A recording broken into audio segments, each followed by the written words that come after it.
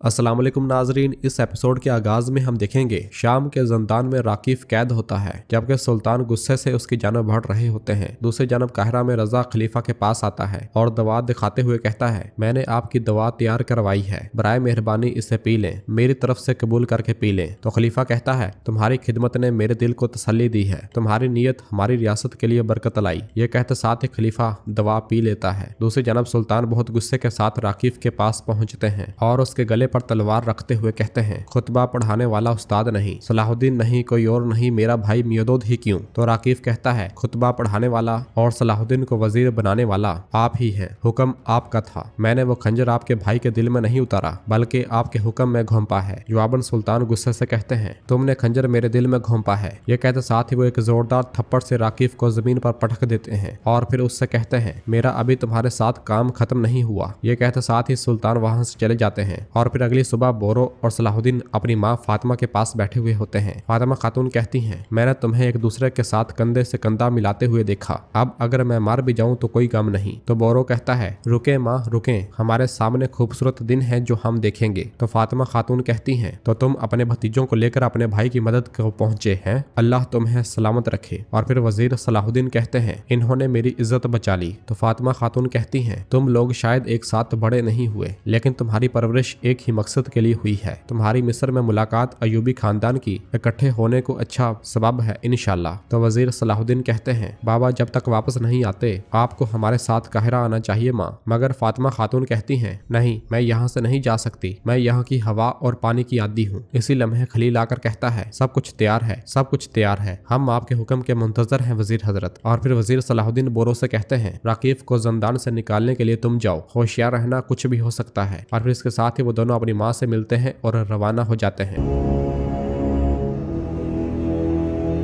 दूसरी जानब कैरक के जंदान में चातिलोन वजीर सलाहुद्दीन के साथियों के पास आता है, चलो चलो चरवाहा सलाहुद्दीन तुम्हारे इंतजार में है। चातिलोन के ये अल्फाज सुनकर वजीर सलाहुद्दीन के साथियों को बहुत ज्यादा गुस्सा आता है और फिर चातिलोन कहता है, अगर यहाँ से जिंदा निकलना चाहते हो और अपने वजीर से मिलना चाहते हो तो पुरसकून रहना सीखो, मैं तुम्हें उसके हवाले कर दूंगा, लेकिन मैं तुम में सबसे ज्यादा कीमती एक शख्स को लूंगा। तो यारोकी पूछता है, वो शख्स कौन है? तो चातिलोन कहता है, ताजर राकिफ, मैं सिर्फ एक शख्स के लिए तुम सबको उसके हवाले कर दूंगा। और फिर इसके साथ ही सिपाही उन्हें खोलने लग जाते हैं। दूसरी जानब शाम में बोरो राकिफ को पिंजरे वाली गाड़ी में डाल देता है और फिर आगे बढ़कर वजीर सलाहुद्दीन और सुल्तान से कहता है, हम जाने के लिए तैयार हैं। सुल्तान को परेशान देखकर वजीर सलाहुद्दीन उनसे कहते हैं, इंशाल्लाह सब कुछ आसान हो जाएगा, तसल्ली रखें मेरे सुल्तान। राकिफ को देखते हुए सुल्तान कहते हैं, मैं उस वक्त तक आराम नहीं करूंगा जब तक कि इस कमीने का सर जमीन पर न गिर जाए। और फिर पूछते हैं, क्या बालन इस मसले के बारे में जानता है? कैरक में परिंदा भी उड़ेगा, उसे मालूम होगा। तो वजीर सलाहुद्दीन कहते हैं, यारोकी ने हर मुमकिन कोशिश की लेकिन नहीं कर सका। और फिर बोरो पूछता है, बालन कौन है भाई? तो वजीर सलाहुद्दीन कहते हैं, वो एबलन का कौंत है, वो सलेबियों में सबसे ज्यादा काबिल एतमाद है। और फिर जाने से पहले सुल्तान बोरो से कहते हैं, मुझे खदशा है कि कैरक में गद्दार गद्दारी का मंसूबाबंदी कर रहा है, बोरो हमें मायूस मत होने देना। ये सुनते साथ ही बोरो आगे बढ़ जाता है और फिर राकिफ सुल्तान से कहता है, जो आजादी आपने मुझे दी उसके बदले में शुक्रिया कबूल करें। यह सुनकर सुल्तान को बहुत ज्यादा गुस्सा आता है और वो आगे बढ़ जाते हैं। दूसरी जानब कैरक किले में सिपाही वजीर सलाहुद्दीन के साथियों को लेकर इमारले के पास आते हैं और फिर चातिलोन विलियम से कहता है, मुझे मंसूबा पसंद आया विलियम। तो इमारले कहता है, सुल्तान नूरुद्दीन को एक खाली बग्गी के सिवा कुछ नहीं मिलेगा। जबकि एक जानब खड़ी महिला यह सारा मंजर देख और सुन रही होती है।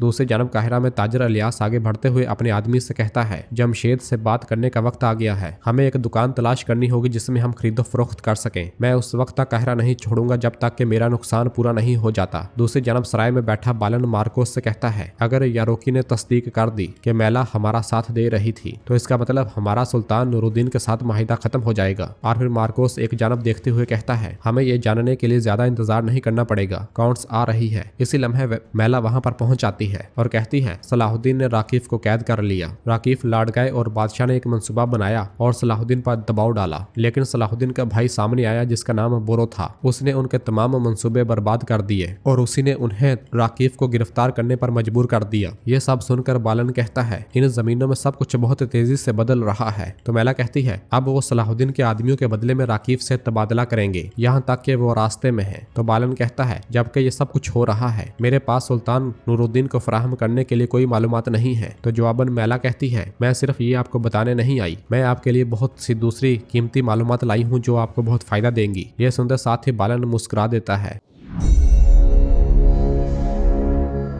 दूसरी जानब सुल्तान राकीफ को लेकर तबादले के मकाम पर मौजूद होते हैं और फिर वजीर सलाहुद्दीन से पूछते हैं, क्या आप इस मामले को मुकम्मल कर पाएंगे सलाहुद्दीन? हम जिस मौजू पर बात कर रहे हैं वो मेरे भाई का इंतकाम है। बस ये जान लो कि मैंने ये सब इसलिए कबूल किया क्योंकि मुझे तुम पर एतमाद है। तो वजीर सलाहुद्दीन कहते हैं, आप बोरो पर एतमाद कर सकते हैं मेरे सुल्तान। तो सुल्तान कहते हैं, लेकिन अगर कुछ गलत होता है तो जिम्मेदार आप ही होंगे। दूसरी जानब कुदस में बाल्डोन लाडगाय के साथ आगे बढ़ रहा होता है और सबीला को देखकर कहता है, आप यहाँ हैं? लाडगाय ने मुझे सुरमा बनने का हलफ उठाने का तरीका सिखाया है। तो जवाब में सबीला कहती है, लाडगाय अगर आपके पास कुछ वक्त है तो मैं आपसे बात करना चाहूंगी। यह सुनते साथ ही लाडगाय बाल्डोन को वहां से भेज देता है और सबीला से कहता है, बराए करम बोले, मैं आपकी बात सुन रहा हूँ। तो सबीला कहती है, मैं आपके साथ खुलकर बात करूंगी। आप चाहते क्या है लाडगाय? क्या आप मुझे ये ईमानदारी से बता सकते हैं? तो लाडगाय कहता है, आपके नुक्ता नजर में मैं क्या चाहता हूँ? तो सबीला कहती है, वो तख्त जिस पर मेरा बाप बैठा है। तो लाडगाय कहता है,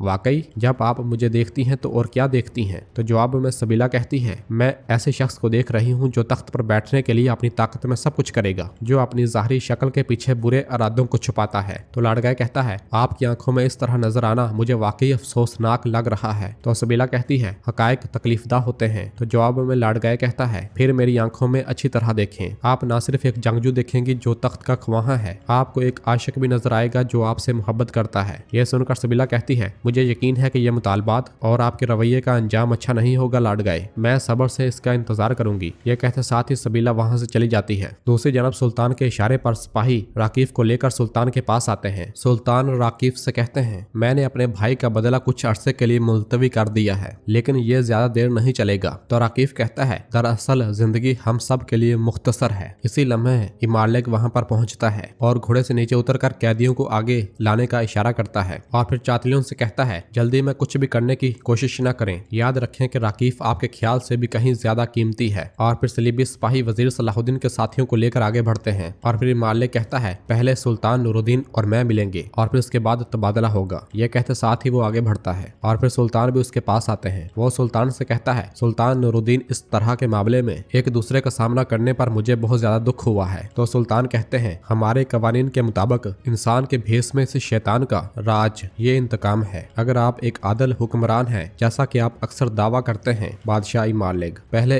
इन हजरात को मेरे हवाले करो और फिर उसके बाद इस गद्दार को सजा भुगतने दो जिसने मेरे भाई को कत्ल किया और जिसने मिस्र में इंतशार फैलाया। तो मालिक कहता है, क्या खंजर पकड़ने वाला हाथ राकीफ का हाथ था सुल्तान नूरुद्दीन? अगर ऐसा है तो फिर मैं वही करूंगा जो आप कहेंगे। और फिर दोनों के इशारों पर कैदियों को खोल दिया जाता है और वो दोनों अपनी अपनी तरफ आ जाते हैं। राकीफ के पास आने पर चातलियोन कहता है, आपने इस बार तजारत से हमें बहुत ज्यादा नुकसान पहुंचाया है ताजर राकीफ। और फिर सुल्तान और इमारलेग भी पलट जाते हैं। बुलंदी पर खड़ा बोरो ये सारा मंजर देख रहा होता है। तो राब उससे कहता है, चचा, जब से हम शाम से निकले हैं आपके साथ कुछ अजीब सी बात है, आप खोए हुए नजर आते हैं। तो बोरो उस लम्हे को याद करता है जब वो जंदान में राकीफ के पास गया था और उसने राकीफ के गले में एक हार देखा था। बोरो ने राकीफ को तबोचते साथ ही हार निकाल लिया था। राकीफ ने पूछा था, ये तुम क्या कर रहे हो? तो बोरो ने पूछा था, तुम्हें ये हार कहाँ से मिला है? मुझे बताओ कि तुम्हें ये हार कहाँ से मिला है? राकीफ ने कहा था, शायद मैंने इसे किसी फनकार से खरीदा हो सकता है कि किसी रईस ने इसे तोहफा दिया हो और हो सकता है कि किसी ताजर के साथ तबादला किया हो, मगर तुम क्या करोगे? तो बोरो ने चिल्लाते हुए कहा था, मैंने तुमसे पूछा कि यह किसने दिया है, कहाँ से मिला है? तो राकीफ ने पूछा था, तुम्हारे लिए ये अहम क्यों है? बोरो के बार बार पूछने पर राकीफ ने कहा था, ये मैंने एक गुलाम की गर्दन पर देखा था, मैंने उसे उसकी आजादी के बदले में मांगा था। तो बोरो ने पूछा था, क्या तुमने उसे आजाद किया? तो राकीफ ने कहा था, नहीं, ये बहुत मुश्किल था, लेकिन मैं उससे गुजर गया, मैंने उसे बेच दिया। तो बोरो ने चिल्लाते हुए कहा, तुमने उसे किसको बेचा? वो उसकी गर्दन पर जोर बढ़ाते हुए पूछ ही रहा था कि सिपाही ने आकर कहा था, सुल्तान इंतजार में है। बोरो ने उसे छोड़ा था और जिंदान से निकल गया था।